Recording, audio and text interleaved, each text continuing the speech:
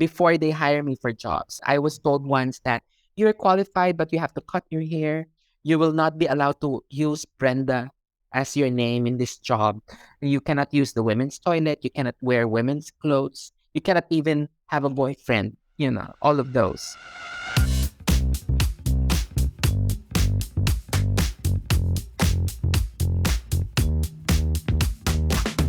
Welcome to Proudly Asian, a podcast series that tells bold and proud stories of Asians by Asians.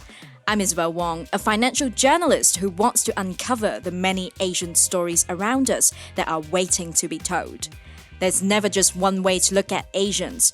This podcast will take you through a deep dive into the life stories, struggles, and triumphs of young Asians around the world.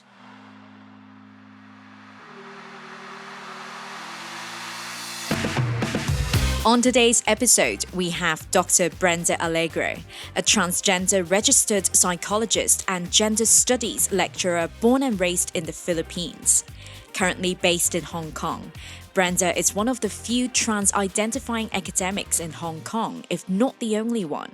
She talks to us about the perceptions and stereotypes of transgender people in the Philippines and Hong Kong, and how to navigate gender identities and intersectionality in Asia.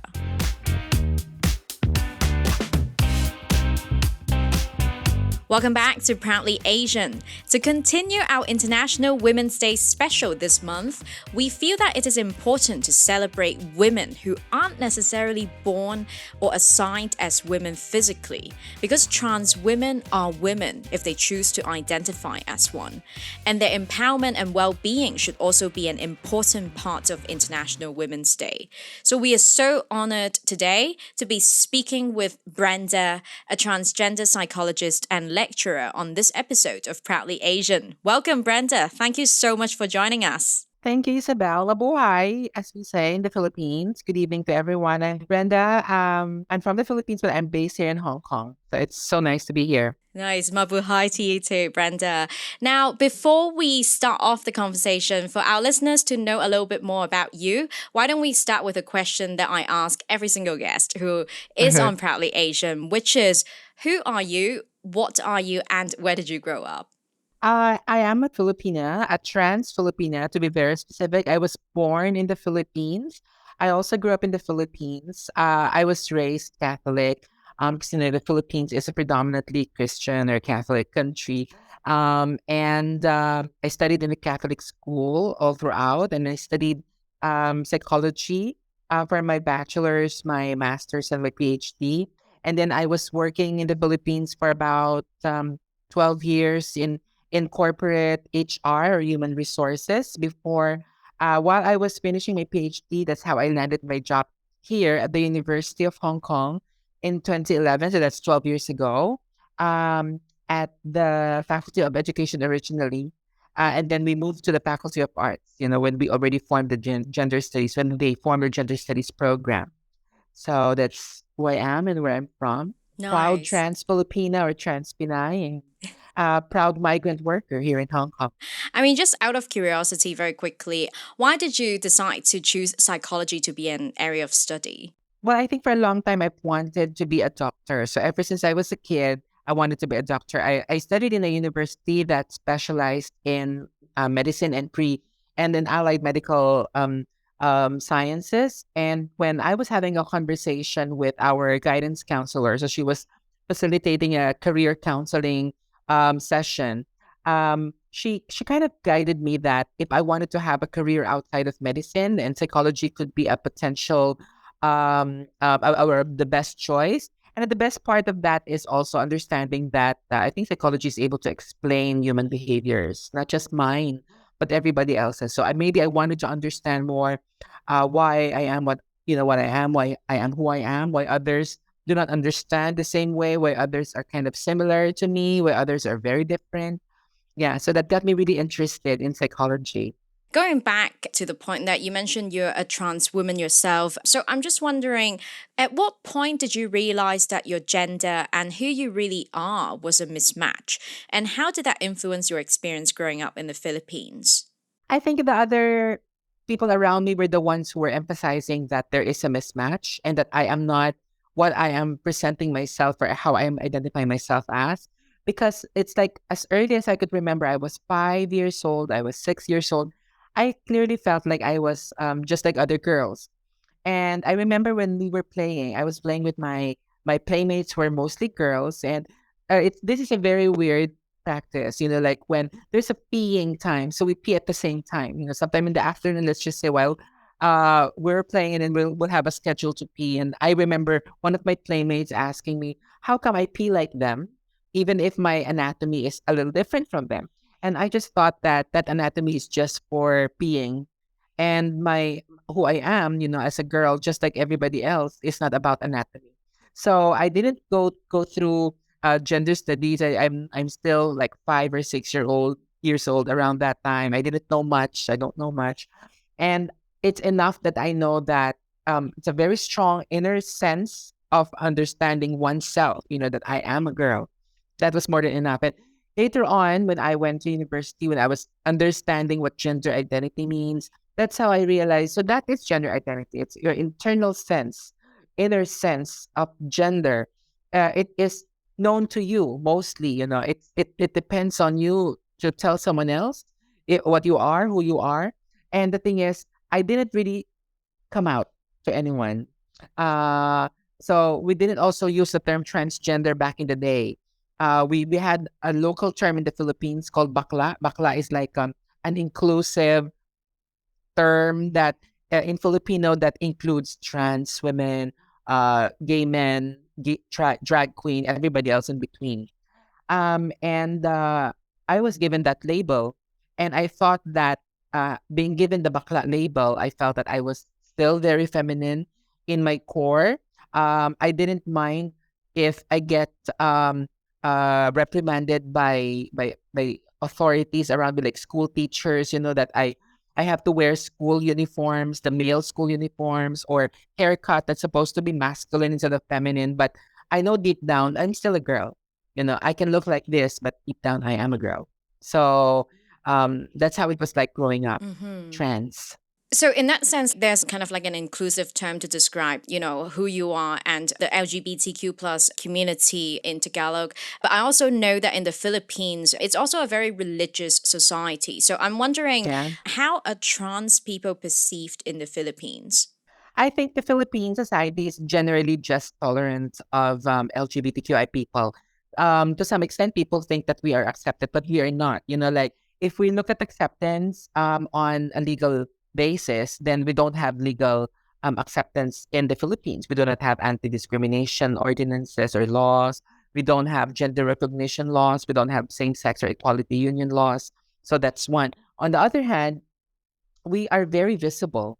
If I'd compare, let's say, being LGBT in the Philippines versus being LGBT in Hong Kong, it appears that we seem to be more readily visible back home, than here. There's like, maybe here you would find LGBT people in the usual places like Petticoat Lane or FLM, certain bars, but or if it's a Pride event or if there is like a Mardi Gras, but in the Philippines, almost every day you'd find someone who's LGBT. So it feels like it's a highly tolerant society.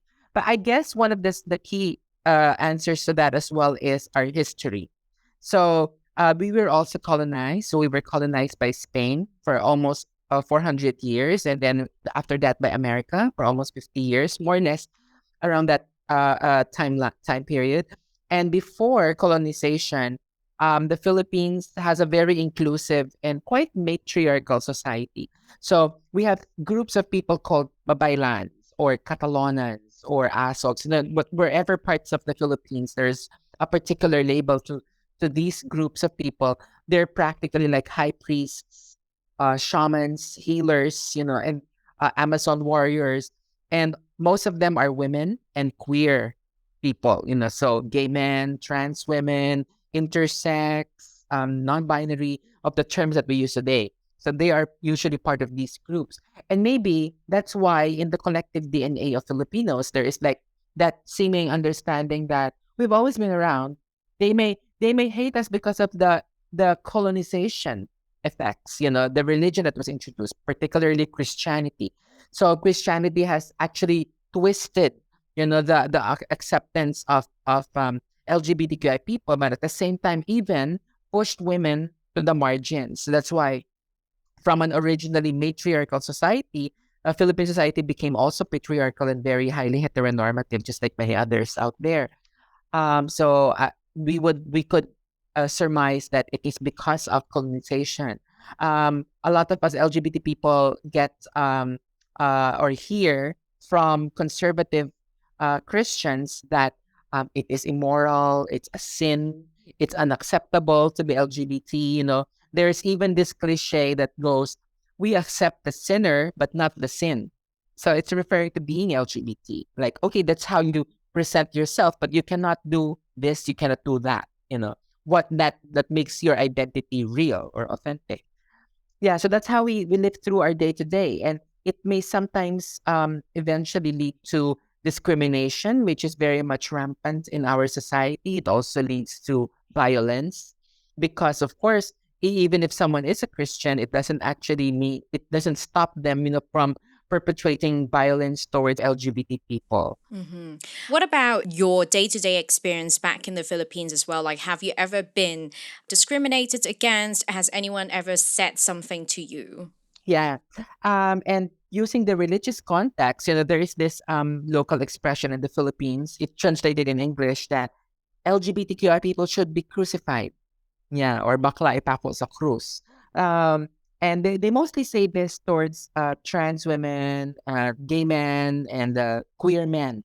And that when I was trying to analyze that, the outcome of the colonial beliefs that LGBTQI people are sinners, that it is a sin, it is immoral, it's wrong. And at the same time, if we look at the pathological history of being LGBT, there was a point in history where homosexuality and variations to homosexuality was included in the DSM as abnormality, and eventually in the ICD, or International Classification of Diseases. I guess putting that together, plus the knowledge that in some other societies they criminalize queerness.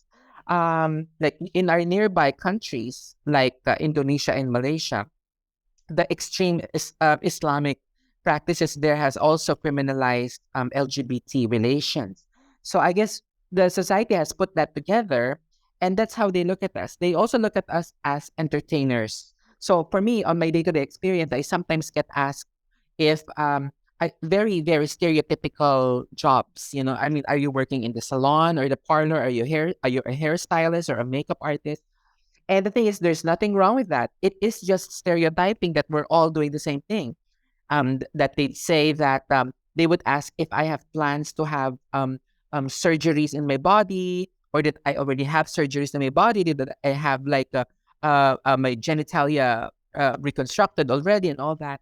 Very invasive questions. And they even ask, um, um, how do you have sex, and what is your position in sex, and all that, which can be invasive and very surprising at first, and then we just try to get used to it because that's how they condition us.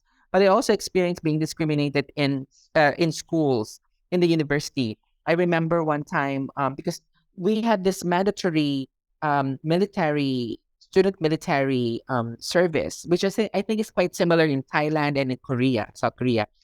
And we call it ROTC, or ROTC. And then so it's for the first 2 years of university. And the male students were all required to have their hair cut similar to other soldiers. So they give measurements to it, like 3 by 4, three here, four fingers back at the nape. And so we are forced to have those types of haircut. And I feel that it's very unfeminine at that point. Your restrictive ideas of feminine and masculine. It forces you to be masculine, so to speak. And I felt that there was a form of discrimination, for us who didn't want to look masculine. And the way that I would eventually adjust my uniform to have a feminine silhouette. And sometimes I get called out by our teachers or professors, and they'd say that you're wearing the wrong uniform. That's not the right way to wear your uniform.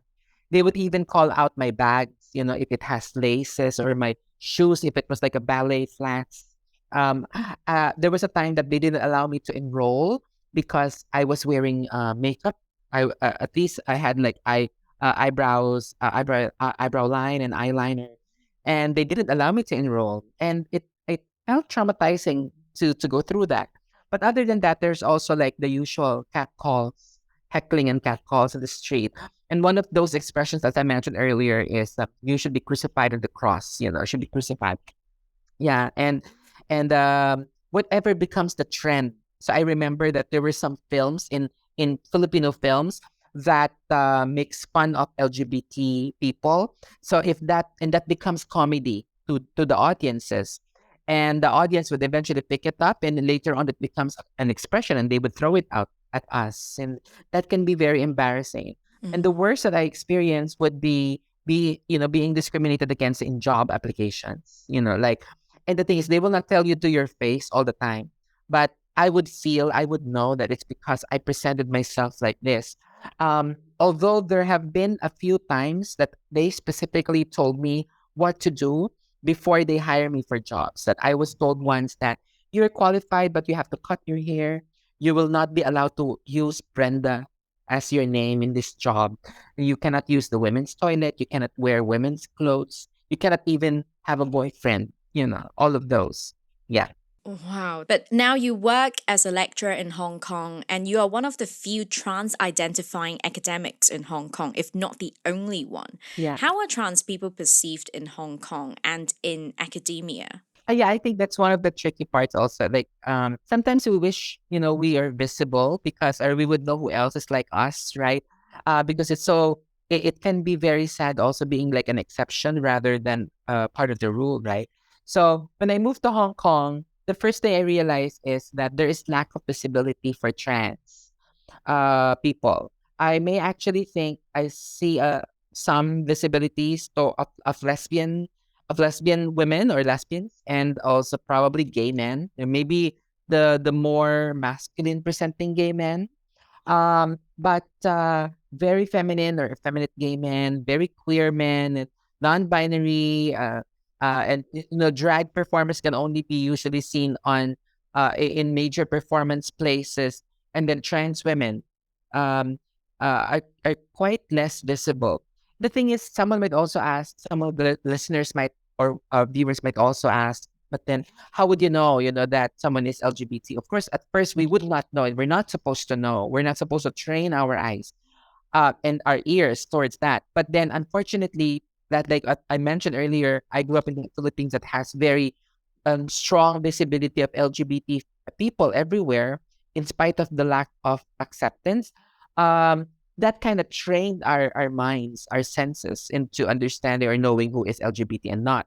And so when I moved here, that's what I felt at first, that there's lesser visibility to compare. So I had to be extra careful.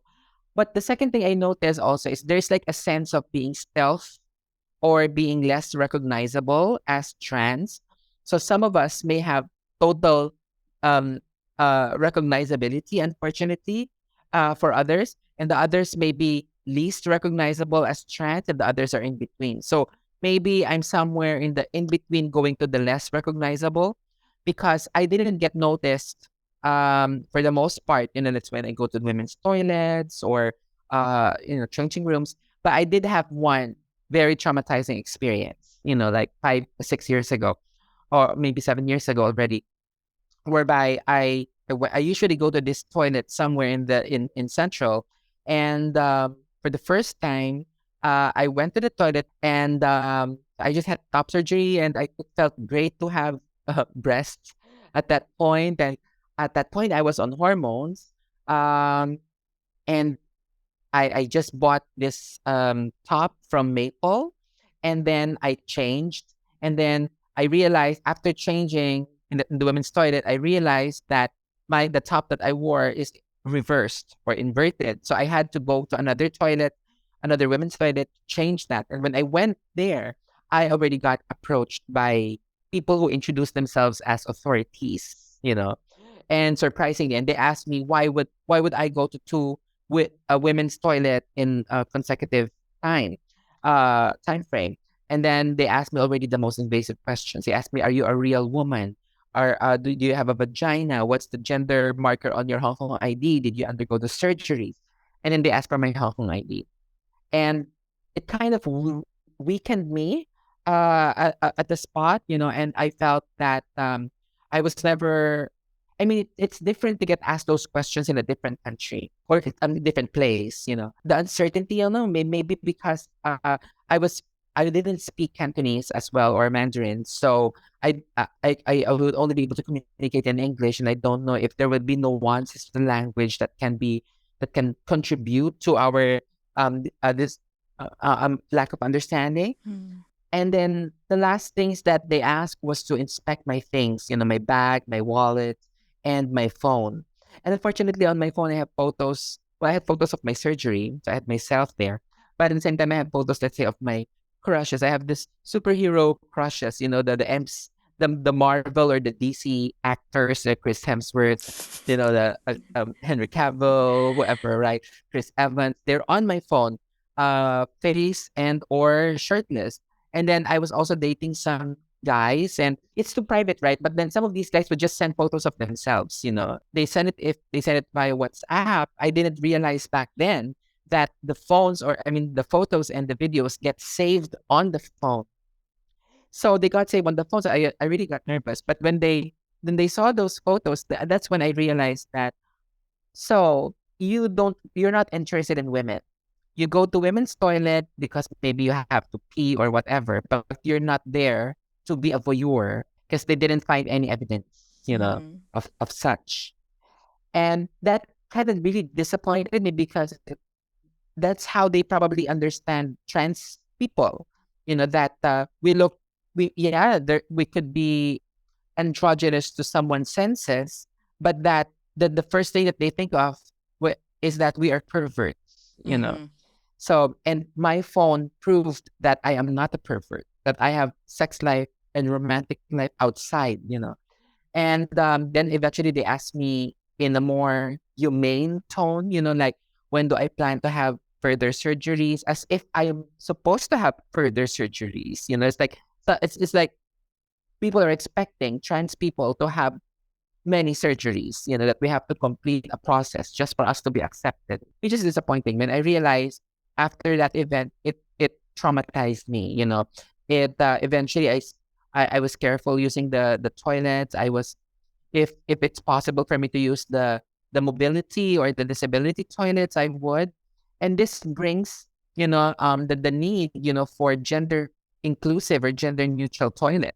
That's such a horrible experience because even for authorities, I'm just not really sure what gives them the right to ask those kinds of really personal questions. And it just sounds really messed up that you really had to have photos of guys to prove that you're not dangerous.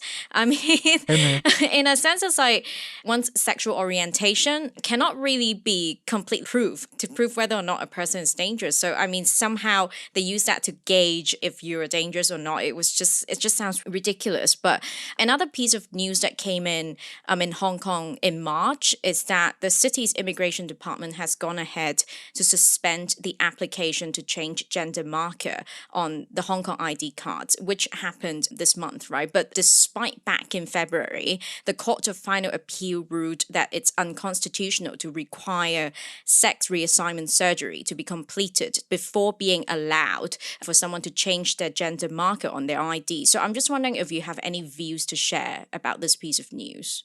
Well, I no more want to comment about how they handle these things. I'm not even sure if they're open to feedback or criticism, because Mm, I'm not even sure if we still have a voice. Basically, the ideal scenario is that we should not be required to undergo medical procedures just for us to prove who and what we are. mm-hmm, And it's very sad that that's how certain societies view LGBT people automatically, that we are perverts. Um, like when they catch thieves or other kinds of criminals, they don't really profile their sexual orientations or gender identities in public. And then they don't have those researches that can actually back their misconceptions if indeed we are criminals or perverts.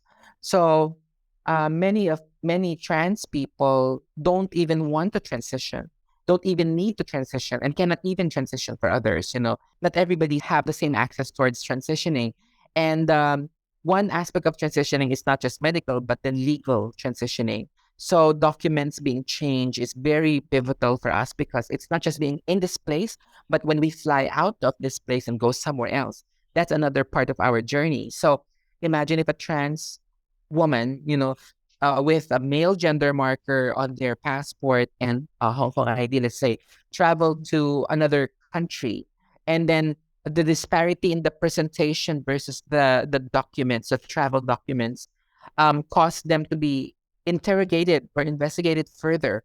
And in fact, trans people have already experienced, especially trans women have experienced being strip searched, and then they're asked the most invasive of questions. So definitely trans people experience a lot of human rights violations already, and being forced to change your body, like being sterilized, being forced to sterilize just to be recognized legally at that gender. Mm-hmm. That's really sad, especially if we can contribute greatly to society. We can be a great part of the workforce. We can be an ideal part of society, and yet we cannot live as fully or as authentically as everybody else. Mm-hmm. I also want to talk about the work that you do at the University of Hong Kong because you currently teach gender studies at the university. So I'm just wondering, what exactly do you cover in the courses that you teach, and any interesting observations in the sense of like levels of understanding among students that you teach?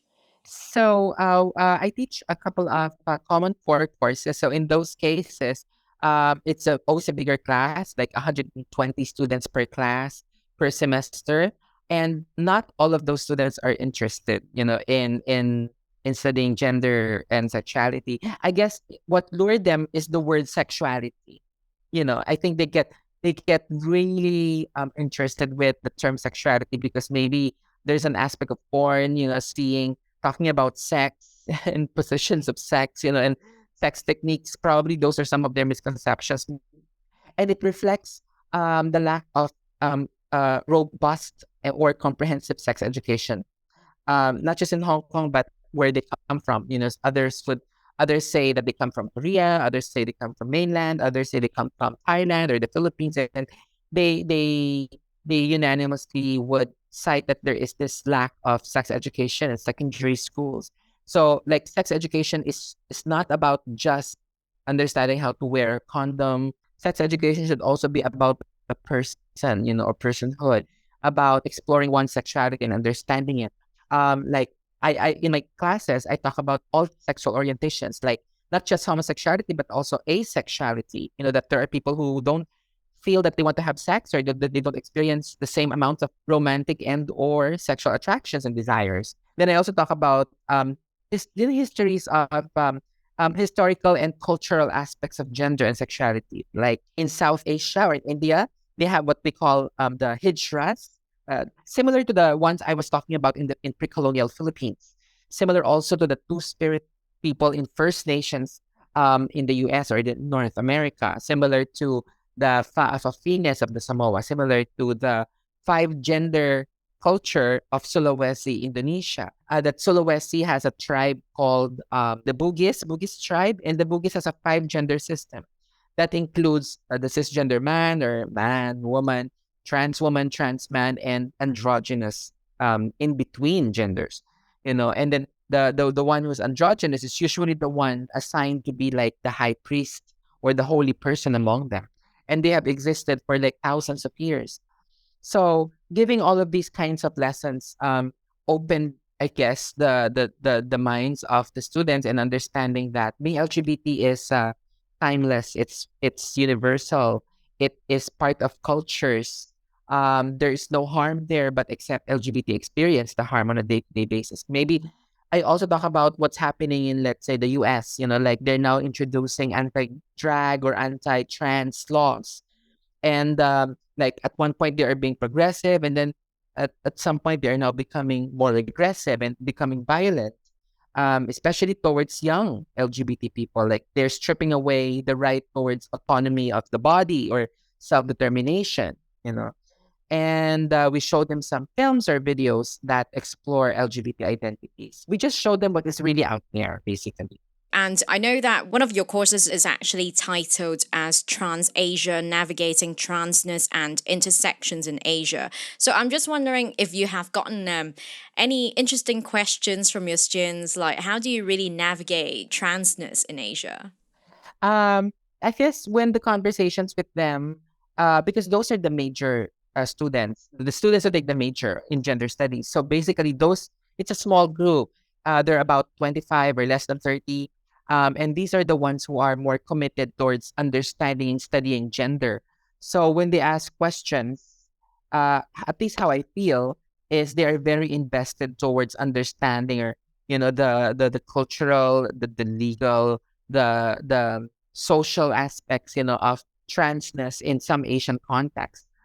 Like when we cover, let's say, beauty pageant cultures.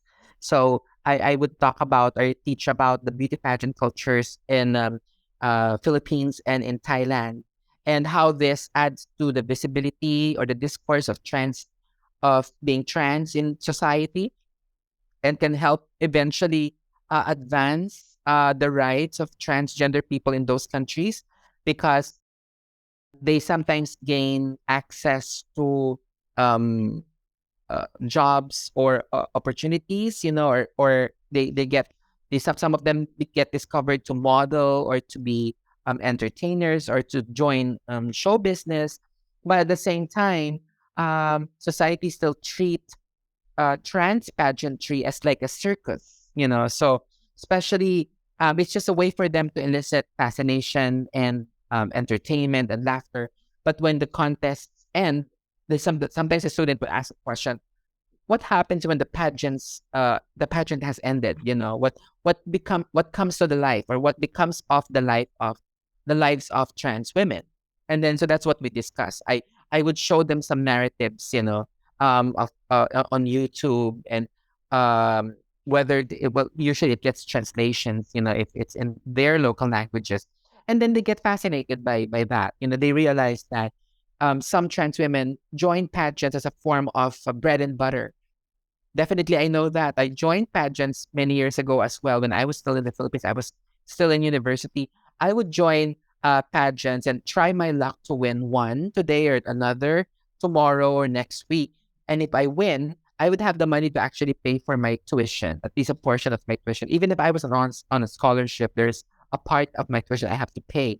And I experienced joining a pageant and being able to pay a portion of that tuition. And if I experience that, some other trans women actually do it even more. I know of someone who has become a celebrity in the Philippines, a trans celebrity, that she's been in pageants for 30 years already. And she has actually sent all her siblings to university, Wow. you know. So that happens. So then eventually the students are very invested in asking questions. But in spite of all of these, successes or opportunities, why is it that like Philippine society are still not ready to have a gender recognition? So we discussed that in class, which I think is a great opportunity, to also for the students to be triggered into thinking of the social realities outside of their own. Yeah, and I know the other topic that you touch on is am I in the wrong body, which is the topic that you would also discuss with your students. I'm just wondering how you approach this discussion, and is there really a process for one to explore if he or she is in the wrong body? What we do here is that we invite someone who identifies as trans. So, like, we invite a trans woman and a transgender man. So a local trans man has agreed to appear in our course the past few years, and a Thai trans woman has also agreed to appear in our courses the past few years. And then they tell stories about themselves growing up. So growing up, they would share that at that age, a certain age, they realize that they're not in the body that matches their gender identity, etc. And what they experience in their earlier years, in their midlife, and then in their adulthood, um, and eventually it may not necessarily be the wrong body, or it may really be the wrong body, but the purpose of the session is for the students to realize that being a woman and being a man is not about having the same body that you were assigned with at birth, because y- for some people they even have non-trans, those who are cisgender. They do surgeries on their faces because they're not happy with their faces, like maybe with their eyes or nose or color, skin color, hair color, you know, if everybody else had that kind of experience wherein they want to change some things with their body, but it's not about their gender, it's just changing their body. Why can't trans people just be themselves as well? That they want to change their body to match their minds. Maybe that's one way of looking at it. Mm. But more importantly, we try to share the experience or the journey of transgender people to the students. That it could be similar to some extent, but it's very different Mm-hmm. also. And what makes it different would probably what makes it difficult for trans people. And so that the students would eventually understand if they are not trans or they're not LGBT, that they have layers of privileges in them, the cisgender privilege, the straight privilege, that they don't go through discrimination because they are not trans. I see. They may go, we may have shared, when we talk about intersectionality, then we share, let's say, the same oppression towards race and ethnicity, but we will not share the same oppression towards our gender identities or sexual orientations. So we try to talk about that as well. So our guest speakers, sometimes even I would say something because I'm also trans. We would say what are the rewarding aspects. Let's say one rewarding aspect is we get to discover who are our real friends, who really loves us, and that we value such relationships. And maybe that is an eye opener to a young student, that may be oblivious of their own social relations and the need for these good social relations. Or maybe they don't pay as much attention to that. And then we also talk about how the small wins in our lives become big wins every day. Like for example, like, okay, today I didn't get any cat calls or I didn't feel any prejudice or discrimination. Then I think the divine, that it was a good day. So that makes us appreciate every single day. Mm-hmm. Um, and if a student hears that, maybe they would also learn to appreciate every single day that comes to their life or in their life. That's beautiful. And the other part I know is that in all of these discussions that you have with your students, you guys also focus on the intersections of religions, faith, and cultural ideologies and how they really work with genders and sexualities, right? Because religious beliefs are often cited as the reason why LGBTQ plus communities cannot be recognized in some markets, some countries. So, in your view, how can different sexual identities coexist with religions? It depends on how we want to understand religion. So, if, for example, I was raised in a religious society, and how what I was hearing, what I was being taught when I was young is that religion is supposed to be about love. It that in the Catholic teachings they say that the greatest two there's this Ten Commandments, but then the greatest of the two commandments is first like to love God above all, and then to love others as you would love yourself. So I just realized, that nowhere there says that to love others except for, there is no such thing. Um, there was a situation in the Bible wherein someone was being judged for being a sinner, and eventually, I think it was Jesus who said that let the sinless or let the innocent among you be the first to cast the stone, because you have the right, to hurt this sinner, right? Because you're judging the sinner, and then eventually that person didn't have the same courage. The people didn't have the courage to cast the stone. So if those are the things being taught in the Bible, why is it translating differently, to in society? Why, why is it that some of the criminalities that we read about are actually perpetrated by people who have religions, or who come from a religious background? Um, over the years, it's been like that. We don't have any reports wherein that cites that all of the murders and all the crimes that have been perpetrated throughout history are those that are atheists. Mhm. There's no such thing. But instead, they come from different religions. Or if religion is not at the core of that, why is religion being used to separate people, right? Like in the Philippines, we don't have divorce, and they are using religion as the discourse to prevent divorce from being a law. And the thing is, a lot of the women in who are in problematic relationships with men suffer cycles of violence, and they could not get out of those um, relationships because we don't have divorce, and then it gets worse because of poverty. You know, so to the poor, they feel that they are trapped in such relationships. They don't have access to legal assistance. They don't have access to the information or the knowledge because of the lack of education. They sometimes don't even have an access to the city because they are trapped in the in the provinces or the rural areas. So religion is not empowering the poor. It's not empowering the oppressed or the helpless. It's empowering the prejudiced person. It is spewing hate. It is causing divide. So when in the course we try to talk about that, and it's different to talk about it in Hong Kong because there are not too many religious students. Basically, like a few of them would say that they're Christians or Catholics, and a few would be, let's say, Muslims, but most would say that they're not.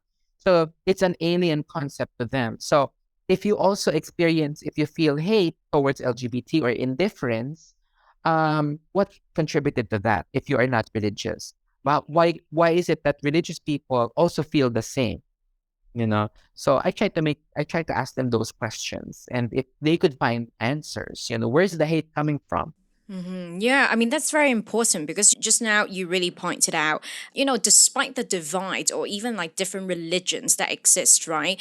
They do have one shared value at the very least, which is to teach people to do good, to teach people to love. And this love should be all inclusive. And it's really just, like you mentioned, the human interpretation, interpretations across different countries and markets that kind of complicate the matter a little bit. So, I mean, you did point out a little bit of that traumatizing experience that you personally have experienced, which brings me to sort of like zoom in on mental health for the LGBTQ plus community. And you being a registered psychologist, you're probably the best person for me to ask this question as well. Can you tell us about any mental health issues that the LGBTQ plus community goes through collectively that we should know about? So, well, one of the classic theories towards the collective experience of the LGBTQI plus is what we call minority stress, because like it's not just LGBT, but then even the racial minority or migrant minority. So I believe like the collective domestic migrant workers also experience minority stress because they are treated as part of the minority. Um, let's say if you are a person of color, and in that country or that place, you are considered to be a minority, and then LGBTQ. So it gets worse if you are all of those. If you are a migrant, person of color who happens to be LGBTQ, then the minority stress even increases. So the minority stress, because stress is something that people go through, but not all humans, go through the same amount of minority stress, especially if they don't really fall part of the minority. And if they fall part of the majority, then they don't have the same stress. They may be the cause of stress, right? So, if, for example, for trans people in particular, thinking about the toilet is already a cause of stress for not probably for all trans people, but for many, right? Because others will be very careful, especially if they are tourists. They are not aware of the laws or regulations. Like I will say that every time I go to some European countries or in Canada or in Australia, or in New Zealand, I feel like I am in a different planet, you know, an accepting planet. That's how I feel. Um, because I don't get the same stares or I don't feel the same cautiousness, you know. So maybe the minority stress is less there, compared to here. The stress there perhaps becomes more apparent with racial related stresses, because maybe there are some layers of racism in a predominantly white society. That so it shifts, right? So I think that LGBT people tend to have the tendency to react to their environment very particularly, So maybe our coping styles are also different. Some of us are more ruminating than others, meaning some of us think about the most minute of experience more than others would. So others would have the tendency to minimize their experience. Others would have the tendency to amplify their experience. And it's all because of being part of that minority. So if I'm just highlighting minority stress, and if it gets worse, for some people, there is this propensity for them to experience to have mood disorders like depression or bipolar conditions or disorders. Now that becomes difficult because they may not recognize the symptoms of depression. Someone would just start overeating or stop eating or oversleeping or sleeping less, and not recognize the symptoms are quite serious, especially if there is stigma surrounding mental health interventions. And like in particular in the Philippines, there's stigma towards approaching the psychiatrist or the psychologist, because we have like one local term that is collective towards all mental health conditions. They say baliw or seraulo or buang in other dialects. But because it conflates all mental conditions, eventually it causes a stigma towards society that they shouldn't approach a mental health professional because they will be stigmatized or ostracized for that. Right, So right. that adds vulnerability to LGBT people. Since you mentioned minority stress, I might be simplifying this a little bit, but does that mean to a certain degree, ethnic minorities might be able to relate to some of the stress that the LGBTQ plus community goes through? Yeah. So if I can put together, let's say, two concepts, like in psychology, I can drag into the as drag, into the discussion, let's say minority stress, and then from the point of gender studies, I will drag into the discussion intersectionality. So if in one room I will be talking about minority stress and intersectionality with a group of migrant domestic workers, and then LGBT, a group of LGBT people, then they will probably realize that both groups are considered to be minorities, and within each group are also layers of the other. Like LGBT people can also be migrant workers or migrants, and then the domestic workers can also be LGBT. For in fact, we have lesbians or trans or queer domestic workers among them who are afraid, who cannot transition.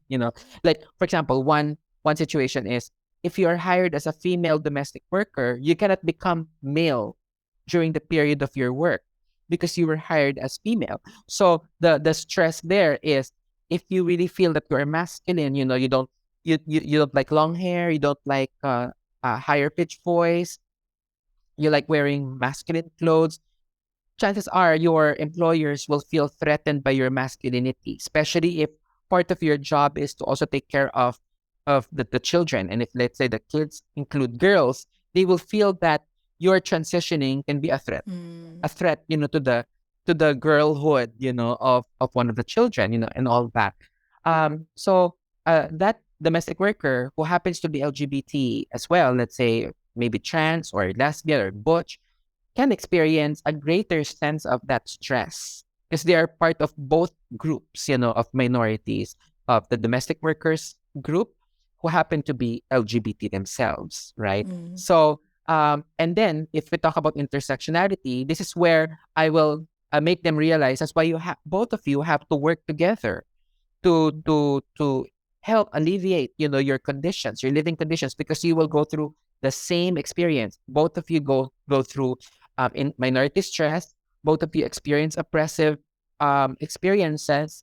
Both of you have challenges in life, and if you fight together, or if you work together, you help each other, then you would also be mutually benefiting, from the results, hopefully. Like, if we have policies that will improve the living conditions of domestic workers, and at the same time, policies that will also expand the rights of LGBTQI people, then it's a win-win for everyone, Yeah. right? So it means revisiting the anti-discrimination ordinance, making it, because you can have an ordinance, but is it well implemented? You can have the law or the policy, but are people really able to recognize that this law is in place? Because the day-to-day experience is something beyond everyone's control.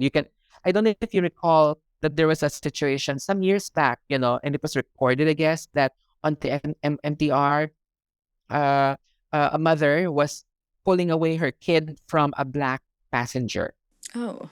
and that went viral.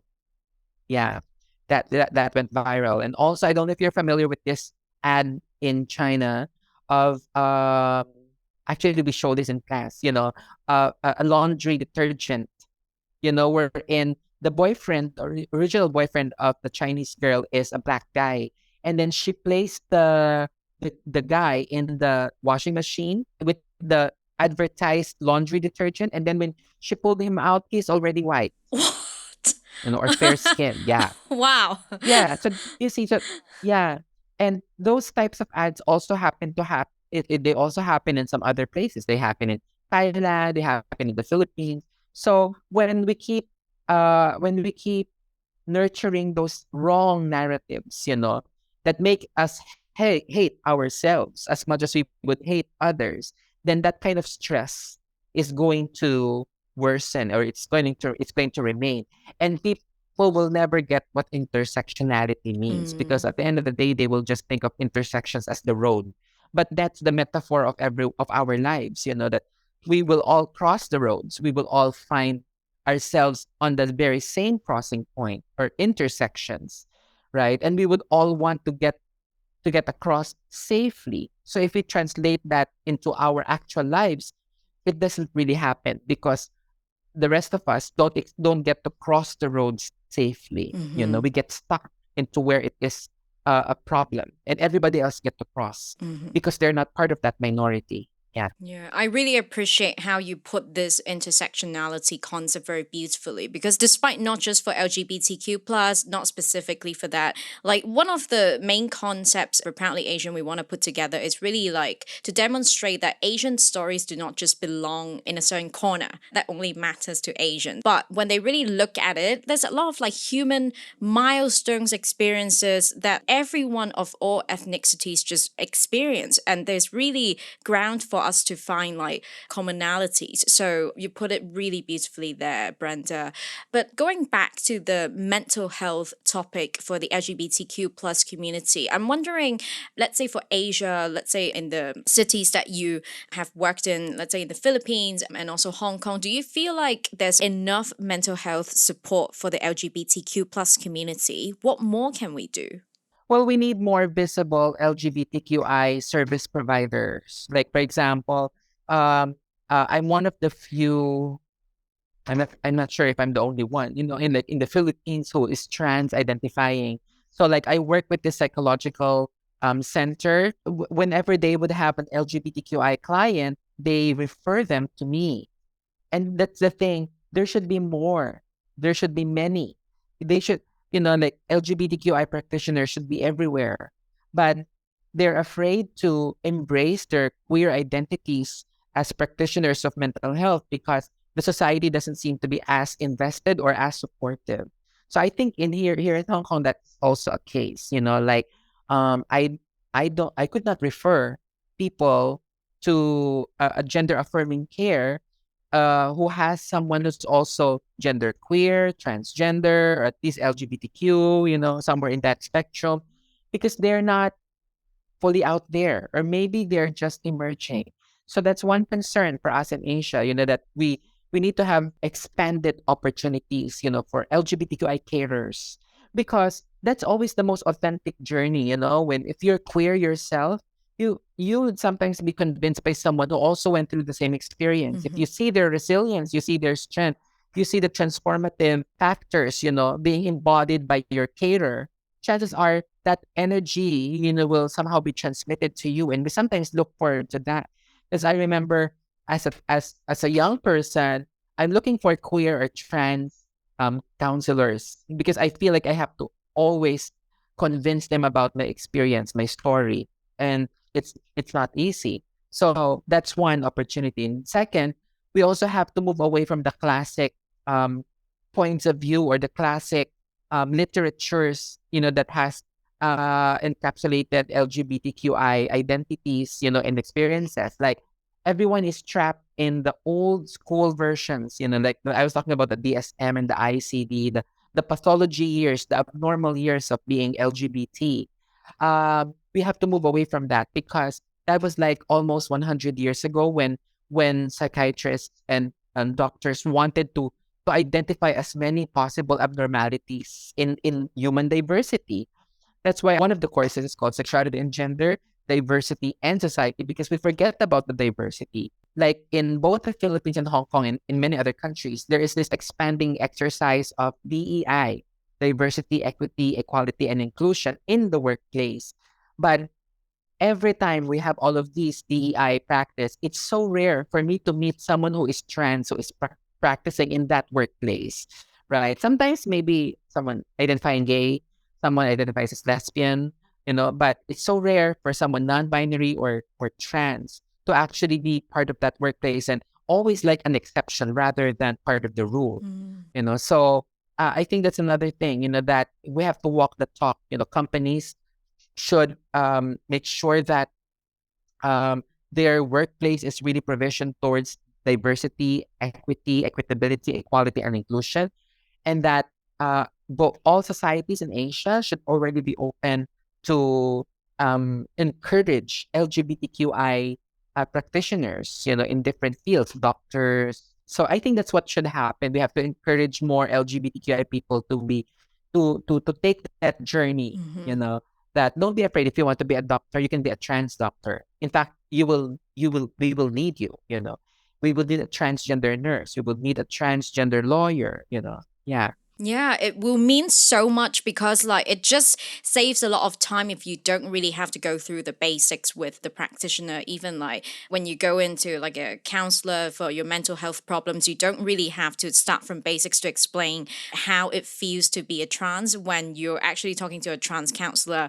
without mentioning anything they already understand, which is kind of like a topic that we mentioned on Proudly Asian last year during Mental Health Awareness Month, where one of our guests actually talked about it's so important to have access to culturally compatible therapists or like counselors who just understand different like cultural nuances as well. So yeah, this is definitely much needed. But now it's time for us to move on to the next segment, which is Rapid Bias.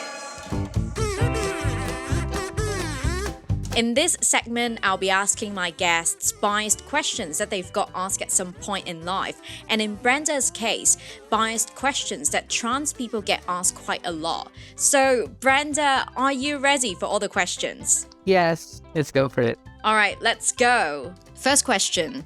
If you don't look like a woman, you're not a trans woman.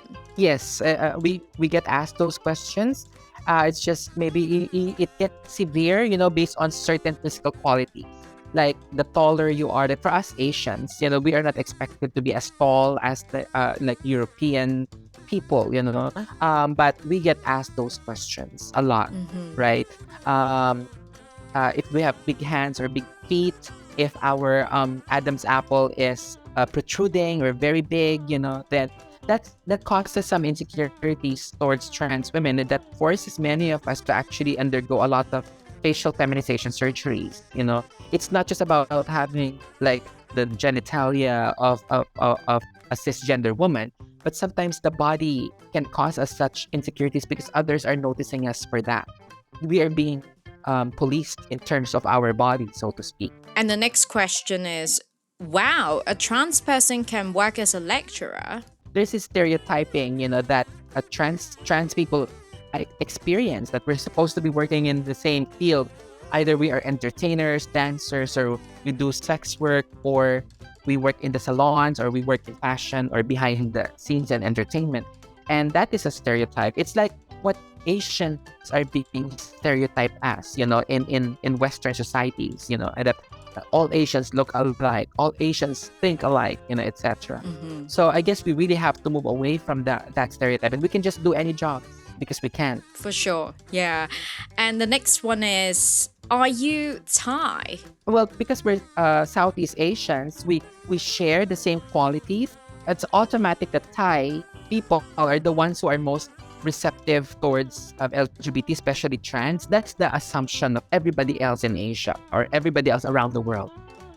In class, I sometimes make this fun. We're in. I would say that Thailand is the top factory of trans people, followed by the Philippines. So when I get asked, "Oh, you're from Thailand?" I just say that I'm from the Philippines. Oh yes, yes, Philippines, because Philippines also produce another a group of trans women. Yeah, so these are stereotypes as well. Right.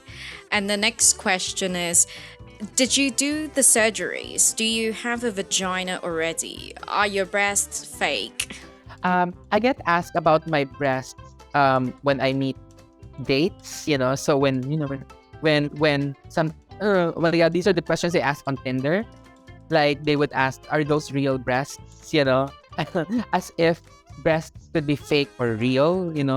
And that's very disrespectful, of course. But we try to give them the benefit of the doubt. We sometimes for some of us we get a little bit more patient because we feel we have this obligation to. We don't have the obligation, but we feel that we have to educate the public about us. And then I shared earlier my stories about being asked about surgeries and about having a vagina. Those are among the worst questions that's asked of us, as if, and for all women out there, if we talk about International Women's Day or Women's Day, Women's Month, then one thing that women should remember is that we are not just about our vaginas. In fact, the vagina is not just a physical representation of who we are. Women with or without vaginas are women. Because it's not just about our vaginas that make us women, or breasts, for that matter. And finally, what kind of guys do you like? Are they straight if they date you? One of the most frequently asked questions, because especially for us in the Philippines, we are used to the idea of masculinity. Actually, there's this blurred idea of masculinity and straightness. They feel that it's the same. Being masculine is equals to being straight. And when we don't have the same discourse on gender or in sexuality in society, there is a kind of confusion, and you live through that confusion continuously. And so when we date guys, we get asked questions by many people, if the guys who are dating us are actually straight. So that's why there is this story that became a movie, A Soldier's Girl. It's the story of Calpurnia Adams. It's a real life story. She's an American trans woman, and she had a boyfriend who was a soldier, and they had a secret affair. And eventually, when the soldier was found out by other soldiers that he was having an affair with a trans woman, the assumption is that he is gay. So they killed him. So they killed a man who was capable of loving a trans woman because of their homophobia. So that's why it's really sad. For some people, they find it a funny question. But what they don't know, there is so much violence and hate and misunderstanding and trauma behind that, because it's like preventing trans women from finding love, And then also, not all trans women are attracted to men. There are trans women who are attracted to women, and there are trans women who are bisexual, pansexual, asexual as well. So trans women can just be like you or me. So hopefully those questions don't get asked of us in the future. Yeah, exactly. There's definitely a difference between like being curious and being disrespectful. So thank you so much for going through these questions with us in Rapid Bias, Brenda.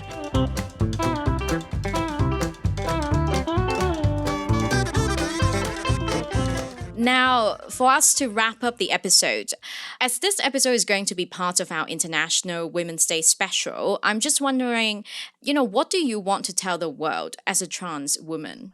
that we don't need to beg the world, for our human right, but hopefully that the world would just accept us for us. Someone who would actually write laws for us to be recognized and be treated well in society are probably not the people who would want to sleep with us or would want to be our family or even probably not want to be friends with us. But we just need everyone's help so that we can regain what is rightfully ours. That is rights, recognition, and humane treatment that everybody else gets. We have been around for a long time, I mean, colonization has definitely caused all of these forms of oppression for us. And that we don't want more violence to be perpetrated towards women in general, very specifically queer women, trans, queer, LGBTQI women. And finally, Brenda, what does it mean to be proudly Filipinos to you? To be proudly Filipino is to not be hindered by the lack of opportunities, in our backyard. Like when I could not find opportunities back home to be a trans academic, to be a successful or a visible trans woman in the field I choose, nothing stopped me, from getting somewhere else. I remember being told by a lot of my relatives and even teachers, in elementary and secondary school and university that I would amount to nothing if I would remain like this. But the thing is, if I could look back and tell them, I got to where I am because I am like this. I teach the course that I teach because I insisted. So I teach about me. I teach about others like me. When I get to go to other countries and speak there, I get to do this podcast. It's because of me. So I guess that's to be proudly Filipino is to embrace your reality, right, and not be hindered by those restrictive beliefs that we should not be nurturing. That's so powerful. And thank you so much for being a role model for the trans community, Brenda. It's great to have you on the show. Thank you, Isabel. I'm very happy to join you here also. And International Women's Day is every day. So I Yes. hope everybody, reminds themselves that every day is a way for us to bring visibility for all women and that all women should be there to look out for each other, not be selective. We don't need more J.K. Rowlings around us. That's very well said. Thank you so much. Thank you.